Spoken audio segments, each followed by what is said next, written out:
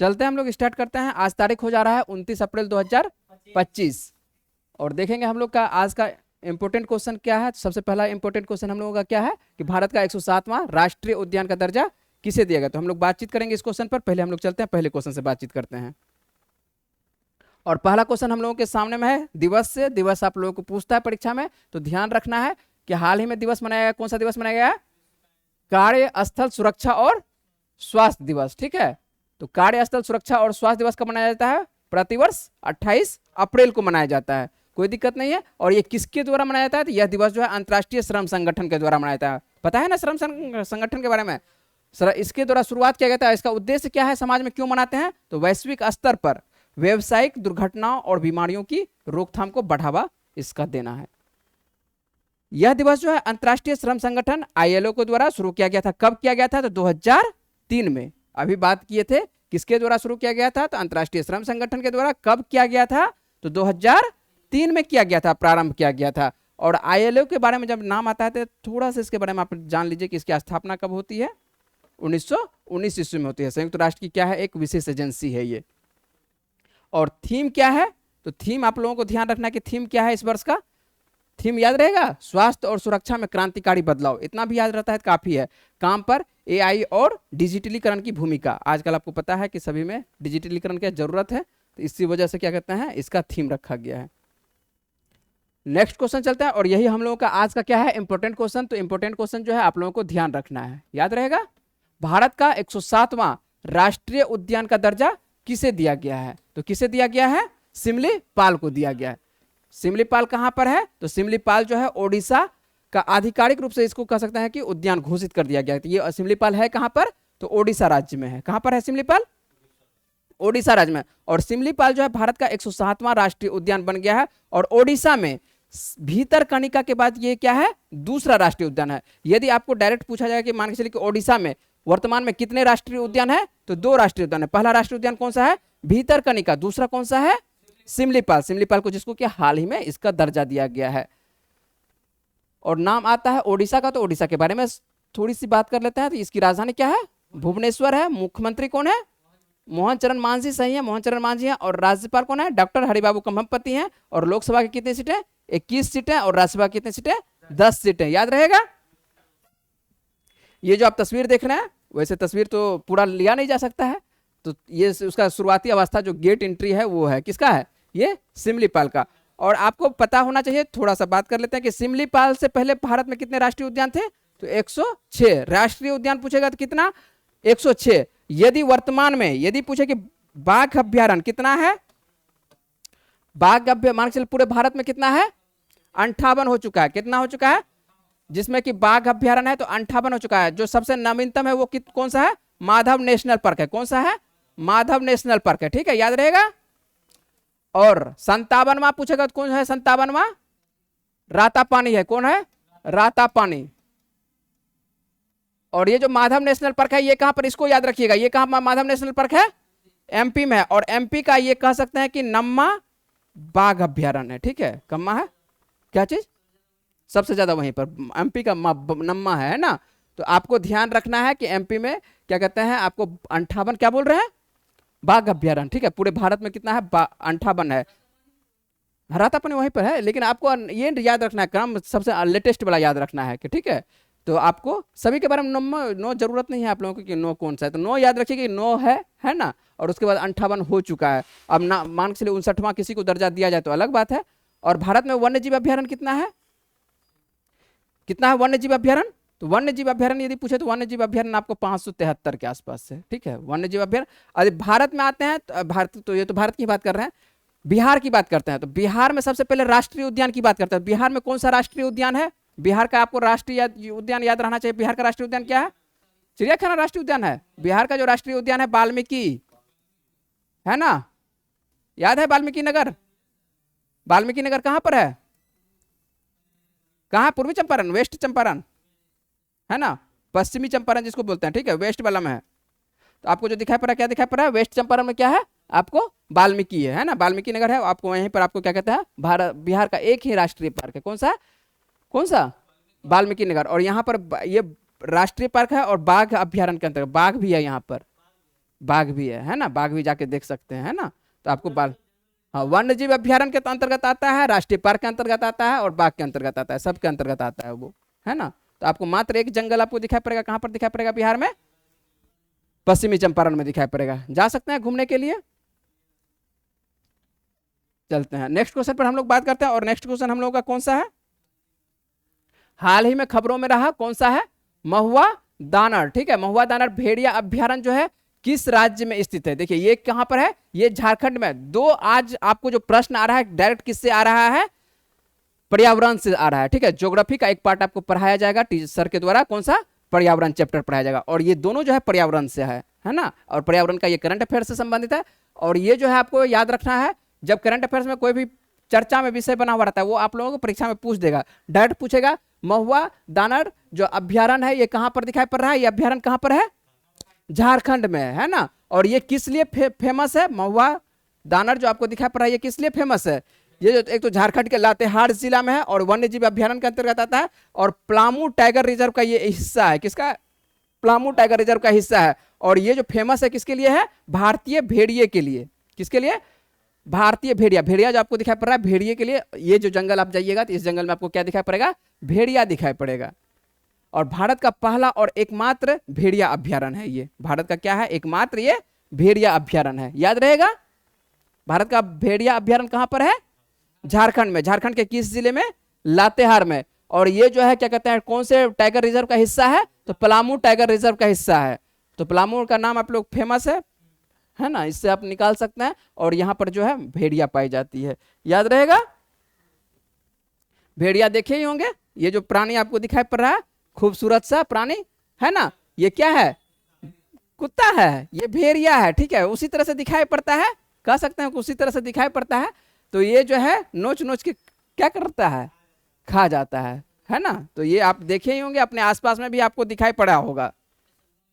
हाँ, गांव में भी पाया जाता है, बिहार में भी पाया जाता है, इधर उधर भी पाया जाता है, भेड़िया पाया जाता है ना। चलते हैं अगले प्रश्न पर। और अगला प्रश्न जो हम लोगों के सामने में है, एपीडा ने हाल ही में किस राज्य सरकार के सहयोग से कृषि क्षमता निर्माण कार्यशाला का क्या किया है, आयोजन किया है। तो कहां पर, ओडिशा, नाम आ रहा है ओडिशा का, दो तीन बार आज 2-3 क्वेश्चन ओडिशा से है। तो ये कहां पर, किस राज्य से, तो ओडिशा से। कृषि और प्रसंस्कृत खाद्य का कह सकते हैं कि उत्पाद निर्यात विकास प्राधिकरण, जो ओडिशा सरकार है, ओडिशा से कृषि निर्यात को बढ़ावा देने के लिए 25 अप्रैल 2025 को क्या करते हैं, MS स्वामीनाथन हॉल और ओडिशा कृषि प्रौद्योगिकी विश्वविद्यालय भुवनेश्वर में क्या कहते हैं, एक कार्यशाला कह सकते हैं कि क्षमता का एक तरह से आयोजन किया जाता है। कुछ नहीं है, ध्यान रखना है सिर्फ कि एपीडा के द्वारा किस राज्य सरकार के द्वारा सहयोग किया गया है, एक तरह से तो ओडिशा के द्वारा, है ना, इतना ही याद रखना है। नेक्स्ट प्रश्न पे चलते हैं। और ये प्रश्न आपको पहले करवा चुके हैं, बोलिएगा कि करवाए हैं कि नहीं करवाए, बहुत पहले करवा चुके हैं। भारत ने जो है किस देश के साथ 26 राफेल है कि राफेल, क्या है, राफेल है ना, तो आप राफेल पर हैं, 26 राफेल मरीन लड़ाकू जो है जेट खरीदने के लिए समझौते पर हस्ताक्षर, आपको बोले थे जब इस पे हस्ताक्षर करने से पहले ही, हाँ, तो आएगा क्वेश्चन। और ये आपको देखिए, तो वो आए हैं रक्षा मंत्री, तो यहाँ पर जब रक्षा मंत्री आए हैं तो यहाँ फ्रांस में क्या करते हैं, यहाँ से हम लोग हस्ताक्षर करवा लेते हैं, है ना। तो हस्ताक्षर हो जाता है। भारत और फ्रांस के बीच में जो है, ये आज काट दीजिएगा, है ना।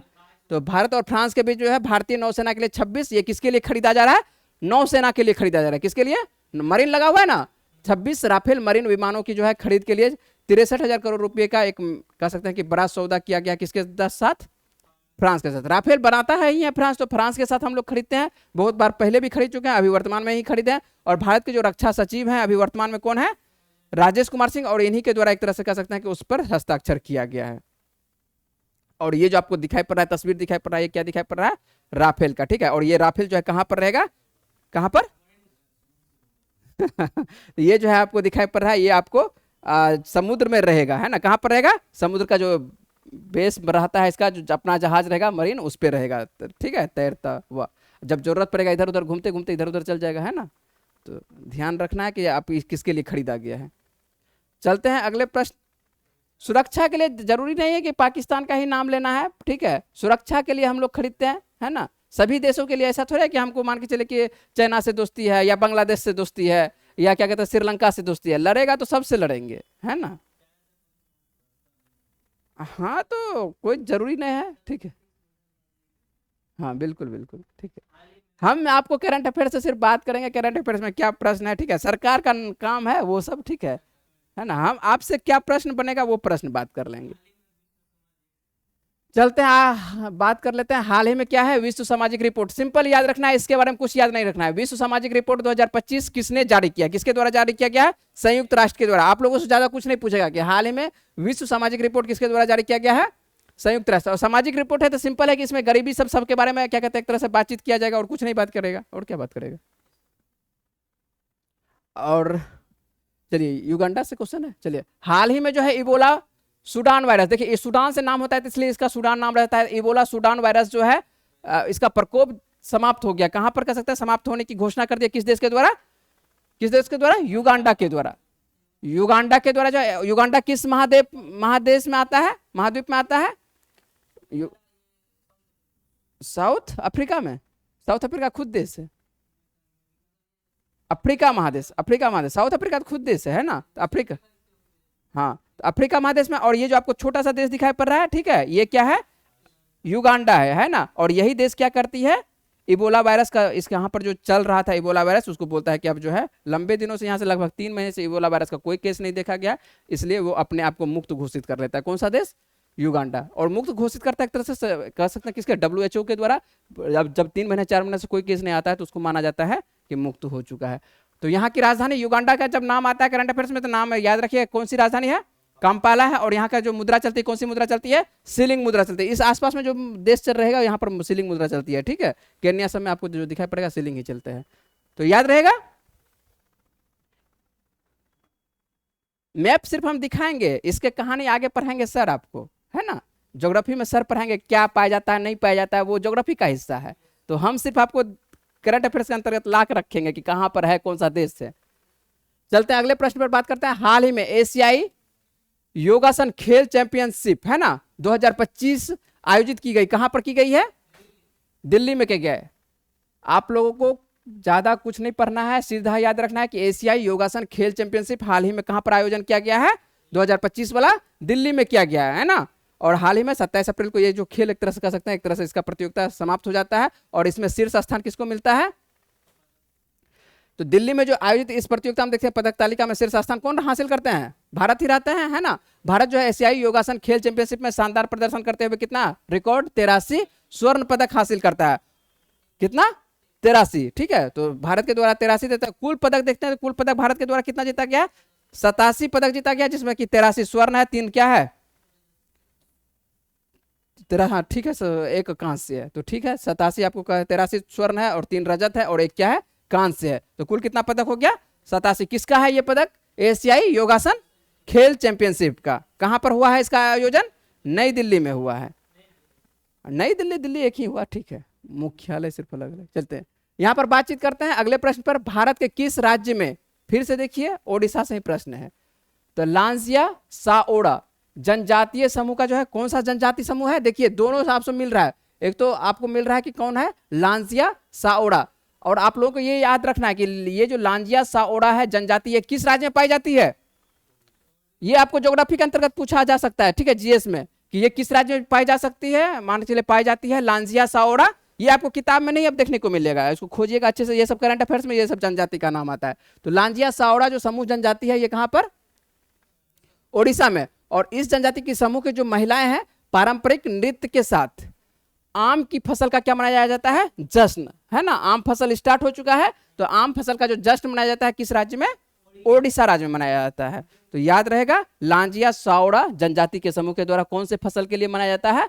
आम फसल के लिए। आम फसल जब शुरुआती अवस्था में होता है, अभी का दौर आम का है, तो आपको स्टार्ट हो रहा है कहां पर? कौन सा त्योहार?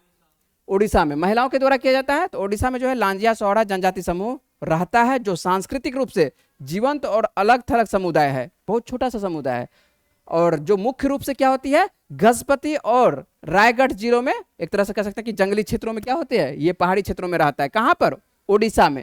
ओडिशा का जो गजपति और रायगढ़ जिला है वहां पर ये पाई जाती है। और आम की फसल के दौरान क्या करते हैं ये? इस समूह की जो महिलाएं होती है, पीतल के, एक तरह से कह सकते हैं कि पीतल का पाइप रहता है उस, और क्या कहते हैं थाली सब रहता है, उस चीज में जो है यहाँ पर और सब जो घंटी सब के एक तरह से कह सकते हैं कि जोशीले नृत्य करते हैं, कुछ कुछ उसका इसमें क्या कह सकते हैं, पूजा की सामग्री रहती है और उनके रंग बिरंगे परिधान रहता है। तो हाँ सिंपल है, रंग बिरंगे परिधान रहता है, छाते तलवार ये सब लेके वो क्या करती है, एक तरह से आयोजन करती है। सिंपल है कि वो सब जनजाति है तो यही सब आलतू फालतू लेके नाचती है ना।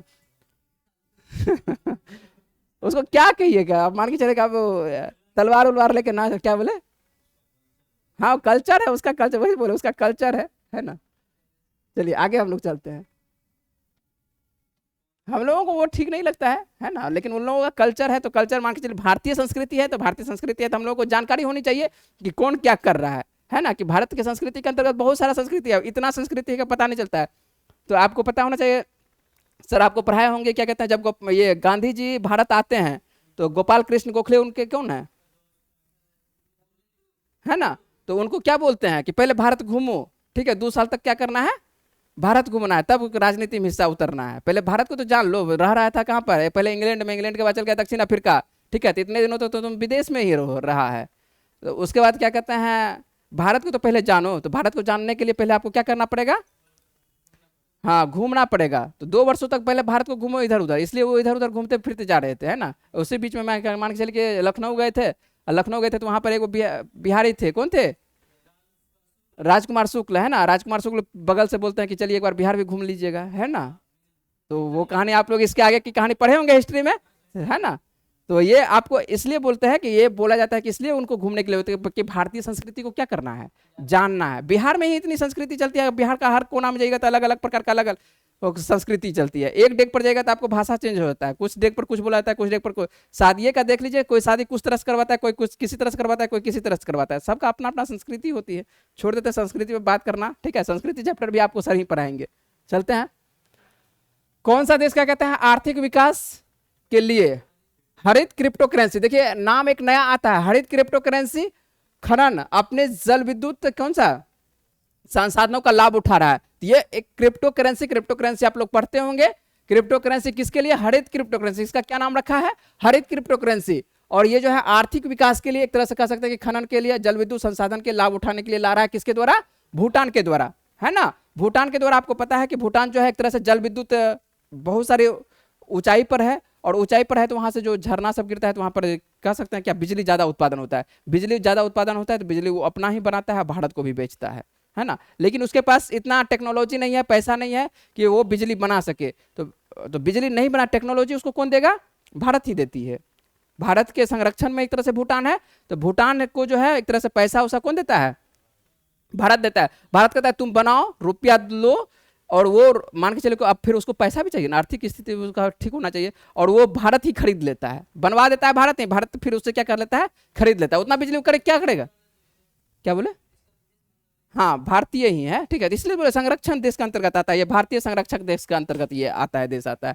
और आपको पता है कि ये किसके किसके बीच में है, भारत और किसके बीच में, चाइना के बीच में, है ना। छोटा सा देश, छोटू सा देश एक दिखाई पड़ता है आपको, है ना, यहाँ पर दिखाई पड़ रहा है, ये जो भूटान दिखाई पड़ रहा है छोटा सा दिखाई पड़ रहा है, तो ये भारत और चीन का। चीन तो बोलता है कि ये तुम मेरा ही हिस्सा है ना। बीच बीच में देखते हैं कि लड़ाई होता रहता है, कहाँ सा नाम है, डोकलाम, है ना। डोकलाम पे बीच बीच में लड़ाई चलते रहता है ना। तो आप यहाँ सुनते होंगे कहानी, आपको डोकलाम का भी क्या कहते हैं ज्योग्राफी में पढ़ने को मिलेगा। आइए यहाँ पे हम देख लेते हैं सीधा, भूटान की राजधानी क्या है, थिम्पू है। और यहाँ की जो मुद्रा चलती है, क्या मुद्रा चलती है, न्यूगल ट्रम चलती है। करंट अफेयर्स के अंतर्गत हम आपको राजधानी और क्या मुद्रा बताते चलेंगे, जिससे कि आपको याद हो जाएगा, याद रहेगा। तो आज का जो इंपॉर्टेंट क्वेश्चन था इतना ही था, और जो क्वेश्चन बच चुका है वो करेंगे कब, कल करेंगे। और हम लोग देख लेते हैं कल का क्या क्वेश्चन था। रिलायंस इंडस्ट्री लिमिटेड के कार्यकारी निदेशक के रूप में किसे नियुक्त किया गया है, तो किसे नियुक्त किया गया है, अनंत अंबानी। कल मान के चलिए इस प्रश्न को आपको बताए थे, और जो वीडियो देख रहे हैं उन लोगों को बता देते हैं कि कल का वीडियो जो नहीं मिला है, क्या चीज हुआ, उसको पीडीएफ से आप लोगों को पढ़ लेना है ना। पीडीएफ दे चुके हैं, कल का वीडियो आपको पहले ही मैसेज कर दिए हैं कि वीडियो नहीं बन पाया था। और हम लोग आज का प्रश्न देख लेते हैं। आज का प्रश्न क्या है, और आज का प्रश्न है, ये भी कल आपको बताए थे, एशिया के किस देश ने गैर परमाणु क्या है, गैर परमाणु हाइड्रोजन बम का सफलतापूर्वक परीक्षण किया है, तो किस देश के द्वारा।